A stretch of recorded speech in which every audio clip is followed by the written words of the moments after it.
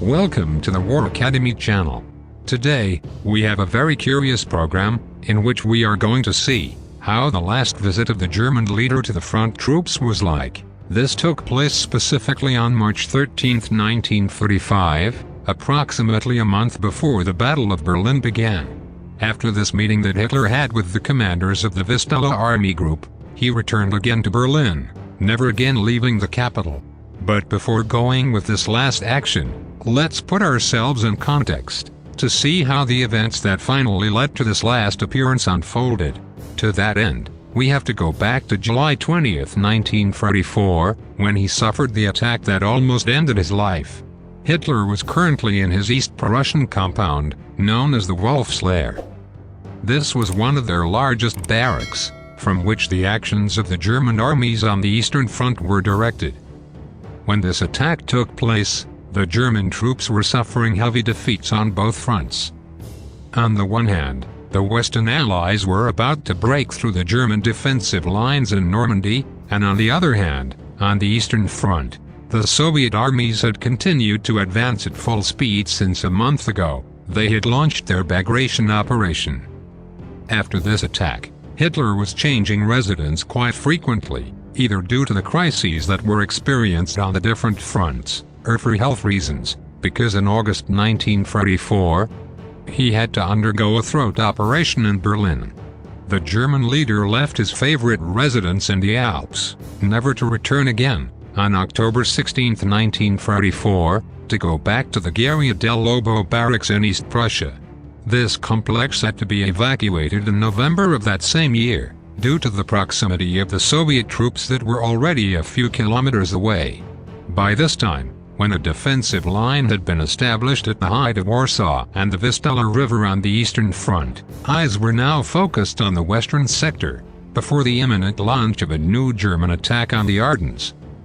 Due to this reason, Hitler moved from Berlin to his headquarters on the Western Front, known as the Eagle's Nest. This was reached on December 11, 1944, about 5 days before the launch of this final offensive. This barracks is located about 20 kilometers north of Frankfurt, and he stayed there until January 15, 1945. During this stay, the fate of Germany was fully revealed. In the first place, the last bed in the Ardennes completely failed, and it became clear that the German army was no longer able to adequately carry out any operation of real importance. A little later, and after having been turning a deaf ear to the warnings of the imminent Soviet offensive on the Vistula, this attack took place on January 12, completely sweeping the German armies from the area. Due to this total collapse of the Eastern Front, by January 15, Hitler had to permanently abandon his headquarters in the Eagle's Nest, to go to Berlin. Once there, the totally catastrophic events for Germany did not stop occurring and overlapped each other. In the first place, the offensive launched by the Soviets, which they had ignored, or in any case they thought would be easily repelled, was advancing throughout Poland to the original territory of the Reich, without being able to stop it. This led the Soviets to be located about 70 kilometers from Berlin before the end of that month.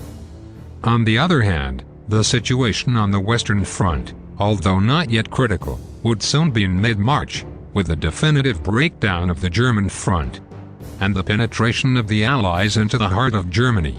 With regard to the situation in Berlin, this was increasingly difficult. Although the bombings had been going on for years, the intensity of these air attacks was intensifying to exceed all limits. It was specifically on February 3rd, when the strongest bombardment that the German capital had suffered to date took place, leaving most of the city's buildings in the last, including official buildings such as the Reich Chancellery, and others who at that time still used to frequent Hitler. Due to this, Hitler ended up moving permanently to his underground bunker, so as not to abandon said resistance until his death. A few days earlier, on January 30th, and while everything was falling apart in Germany, Hitler gave his last radio speech in which he addressed the German people. In it, he insisted that it did not matter how serious the crisis they were experiencing at that moment might be, because in the end they would end up overcoming it. At this point, It must be said that both the interventions of the German leader in public or on the radio had been reduced to the extreme for a long time, and these were only limited to a radio announcement on the occasion of an anniversary. In these, it was clearly noticeable that his voice no longer had the strength or drive of previous years. Because of this, it was on Goebbels who felt the burden of public interventions, and it was he who led numerous speeches to the nation with the aim of raising spirits. Given the seriousness of the situation, Goebbels did not stop insisting Hitler to make some public intervention at the front, to try to raise spirits. The German leader finally accepted, and this would take place on March 13th. Goebbels wanted nothing more than to capture the image of a lively and energetic Hitler, visiting the troops from the front, as he had been doing throughout all the years of the war. Numerous SS patrols were stationed around the city of Dresden, where this visit was to take place. The entire itinerary that the convoy had to follow from Berlin to this barracks was also reinforced. This city was very close to the Oder River, just 12 kilometers from the front line. In order to avoid any Soviet attack in the area during the visit, it had been called in total secrecy, and the commanders of the different German armies in the Oder had been called to it. It was intended that the different generals inform Hitler firsthand of the situation that was being experienced at the front, although its main objective, as we have said previously, was the propaganda act itself, since Hitler did not need to and his entourage travel to that town to find out about anything new. It is said that many generals who had not seen the German leader for a long time were very shocked by his appearance.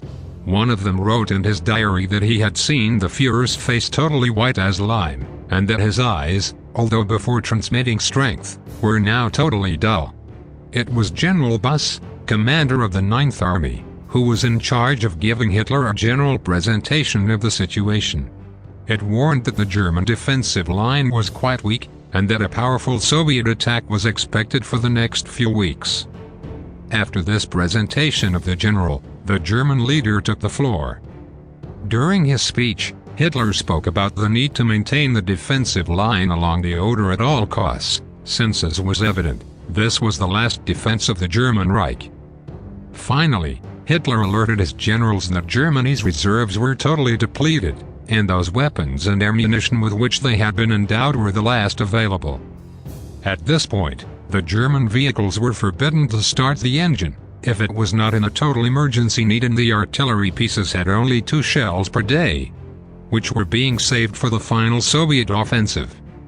Once this meeting was over, the German leader and his entourage headed back to Berlin, and according to some of his companions, Hitler said nothing on the entire return trip.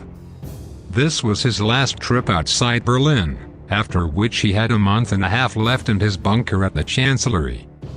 Well, so far this program, in which we have analyzed how the last months of the German leader were, and specifically, how was his last visit to the front line. I await your comments, and I invite you to watch the program on how life was in Berlin for the civilian population during the last months of the war. You will find the link to this program below in the description. This is it. Subscribe and support this channel if you like this program, and see you in the next one. See you soon.